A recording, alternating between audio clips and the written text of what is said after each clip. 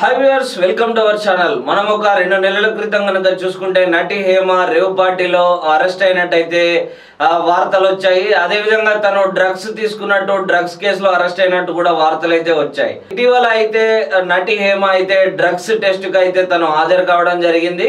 So తను అప్పుడు కూడా ఒకటే నినాదాన్ని వినిపించింది, నేను రేవ్ పార్టీకి వెళ్ళలేదు, నేను హైదరాబాద్ లోనే ఉన్నాను, కానీ నన్ను పోలీసులు అరెస్ట్ చేస్తున్నారని అయితే హేమ గారు చెప్పడం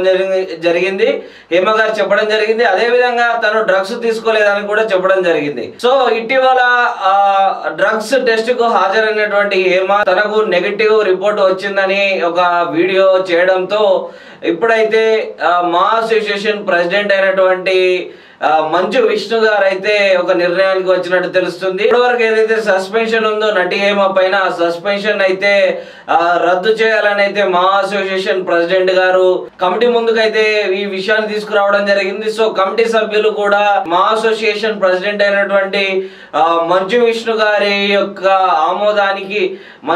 గారి యొక్క ప్రతిపాదనకు అయితే ఆమోదాన్ని తెలియజేయడం జరిగింది.